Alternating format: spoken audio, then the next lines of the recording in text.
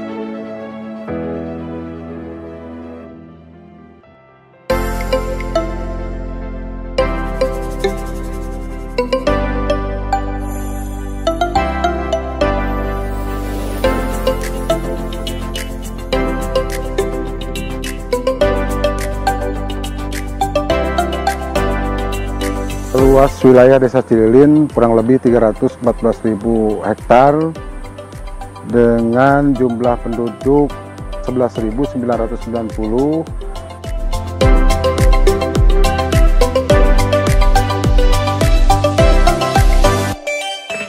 Desa Cililin diapit oleh 4 wilayah arah baratnya Desa Batulayang, terus arah selatan ke sininya diapit oleh 3 desa dari wilayah utara Desa Mekarmukti, Desa Karangtanjung, Desa Batulayang.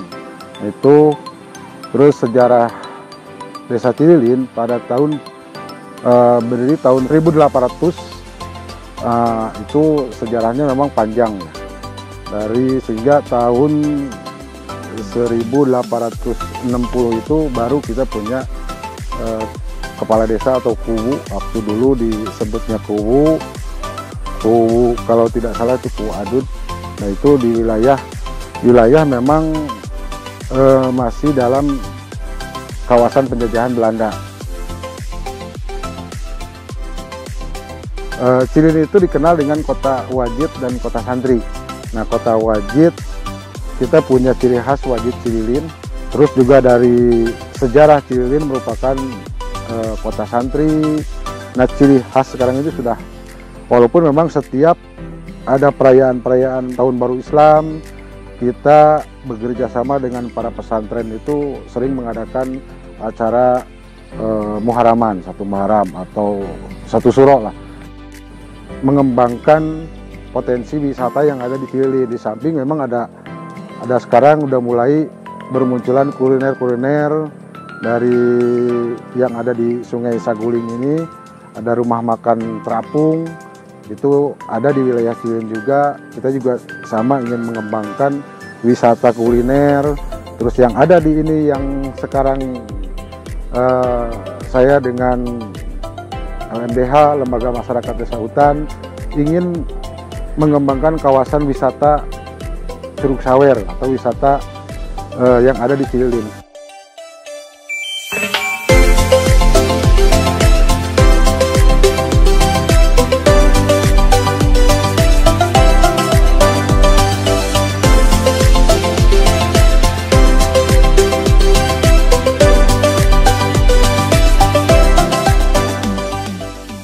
Kalau Boga Rasa ini sama Jaya Sari dari tahun 80-an lah. Kalau pemasarannya paling dikirim ke daerah-daerah, ada yang daerah luar kan, ke Padang. Kalau daerah Jabodetabeknya paling ke Jakarta, ke Merak, Banten ada. Kalau daerah Jawa Baratnya paling ke daerah Garut, Tasik. sama ada pedagang-pedagang keliling yang motorin.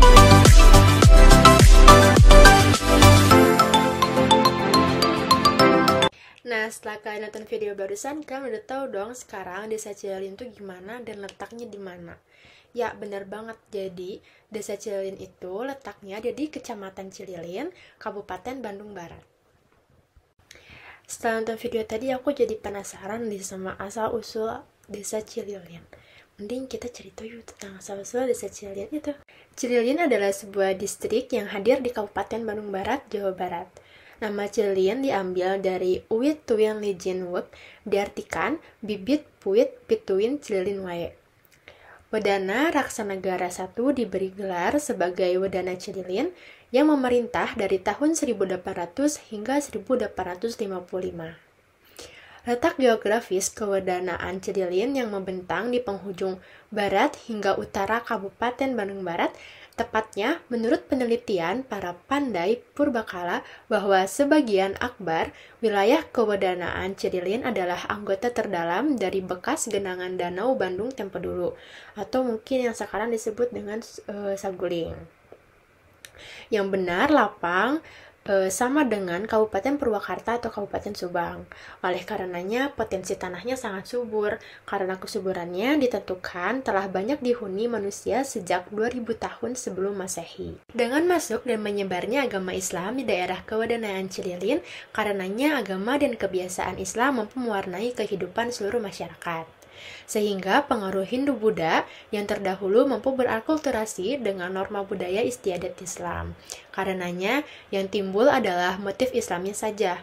Oleh karena itulah, kawasan Cililin sejak dahulu mampu julukan gudang santri dan pabrik haji. Nah, dalam penelitian ini aku mau menggunakan pendekatan berbasis kekuatan atau strength-based counseling, membicarakan masalah dalam bingkai kekuatan dan kesuksesan yang telah diraih oleh masyarakat di ranah kehidupan tersebut. Oke, jadi di sini aku bakal ngebahas mengenai wajitnya yang tadi kita telah bahas sebagai makanan khas atau tradisional dari Cililin. Makanan khas Cililin adalah wajit, angleng, dan gurilam. Dikelilingi oleh pegunungan yang masih rimbun dengan pepohonan dan wisata yang terkenal di kawasan Cililin yaitu Curug Sawer dan Danau Saguling. Cililin juga benar gedung bekas radio Nirom yang hadir di kampung radio dan sekolah tertua yang hadir di Cililin yaitu Seman 1 Cililin. Oke, jadi di sini aku bakal ngebahas mengenai wajitnya yang tadi kita telah bahas sebagai makanan khas atau tradisional dari Cililin. Nah, dalam sejarahnya, wajit itu di sekitar tahun 1916 ada dua orang warga setempat bernama Juwita dan Uti. Diketahui keduanya merupakan generasi pertama pembuat wajit di Cililin. Menurut Samsul, ide awal wajit Cililin bermula saat itu wilayah tersebut menjadi tempat penghasil beras ketan terbesar. Keduanya berinisiatif mengolah beras menjadi panganan yang manis dan bertekstur legit. Seiring berjalannya waktu, pembuatan kue tradisional kian menjamur, hingga wajit banyak tersaji di acara-acara penting yang didatangi oleh kalangan menak. Disitulah kalangan Belanda mulai mengatur pembuatan wajit hanya untuk acara-acara besar dan bukan untuk menjadi konsumsi sehari-hari. Kebijakan yang dianggap sewenang-wenang karena tak boleh memakan wajit akhirnya ditentang oleh masyarakat di Cililin. Cerita itu diungkapkan oleh cucu dari Juwita dan Uti, Irni Sobariani, yang juga pengusaha wajit. Ia menerangkan jika pendahulunya di masa lalu sempat menentang monopoli Belanda dan kalangan menak soal wajit. Jadi Ibu Siti Romlah lah yang mendobrak monopoli Belanda dan menak dengan mengedarkan bebas wajit secara curah ke rakyat di masa itu. Memasuki desa Cililin, toko-toko yang menjual wajit khas daerah ini tampak berjajar di sepanjang jalan. Menurut Syamsul Ma'arif, seorang pedagang wajit, penjualan wajit Cililin setiap tahun meningkat 40 hingga 60%, khususnya selama Ramadan. Pada hari biasa, wajit dagangannya laku sekitar 60 bungkus per hari. Namun, pada momen liburan dan perayaan hari besar keagamaan, jumlah wajit yang terjual mencapai 250 bungkus per hari. Terus dari tiap tahun penjualan puncak itu biasanya musim liburan sama hari raya. Plus satu lagi yang baru saya ketemu 2 tahun terakhir, kalau misalkan orang Cililin ya. Mungkin di orang yang lain juga musim Raya Agung, musim nikahan itu penjualan hampir sama dengan musim Hari Raya. Satu bungkus wajit dibanderol Rp15.000. Rasanya manis dan legit membuat wajit Cililin banyak diburu untuk dijadikan oleh-oleh.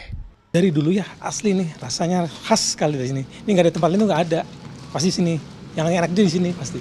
Rasanya enak, manis, tidak menimbulkan batuk, harum. Ada 5 pembuat wajit dan belasan toko yang menjajakan wajit Cililin di daerah ini. Desa berpenduduk 11.000 jiwa ini pun dijuluki sebagai Kampung Wajit. Ya, berkunjung ke Bandung Barat belum lengkap tanpa membeli oleh-oleh khas wajit Cililin. Dahulu, panganan ini konon hanya diperuntukkan bagi para bangsawan. Biar afdol, saya akan mengajak Anda untuk melihat bagaimana proses pembuatan wajit Cililin, sekaligus mencari tahu asal-muasal wajit ini hingga melegendaris. Yuk. Salah satu pembuat wajit khas Cililin sudah berproduksi lebih dari 1 abad. Usaha milik Siti Romlah atau Ira ini dirintis oleh orang tuanya Juwita dan Uti pada 1916. Setelah Juwita dan Uti meninggal, Siti Romlah meneruskan bisnis wajit sejak 1936. Saat ini usaha wajit Cililin ditangani generasi keempat, yakni Irni Sobariani, cucu Siti Romlah. Ibu Irah ini kan naik haji di tahun 50-an. Sebelumnya wajit dijual tanpa merek secara curah. Kemudian setelah pulang dari haji, Ibu Irah berganti nama menjadi Hajah Siti Romlah. Dan beliau yang menamakan merek ini wajit cap potret Hajah Siti Romlah sekitar tahun 50-an. Sebutan wajit diambil dari bahasa Jawa wajik. Di Jawa Barat pengucapannya menjadi wajit. Pada masa penjajahan Belanda, wajit Cililin hanya boleh dikonsumsi kaum bangsawan karena dianggap panganan mewah. Ibu Hajah Siti Romlah ini yang mendobrak monopoli kolonial dan kaum menak. Beliau yang membuka peluang dijual bebas ke rakyat biasa gitu. Sampai sekarang. Bahan dasar untuk membuat wajit adalah beras ketan, gula merah, gula putih, dan kelapa. Beras ketan yang sudah direndam dan dimasak dicampur gula merah dan gula putih di dalam kuali lalu diberi air. Kelapa yang sudah diparut kemudian dimasukkan ke dalam adonan. Proses pemasakan menggunakan kayu bakar dan kelapa sehingga menghasilkan aroma yang khas.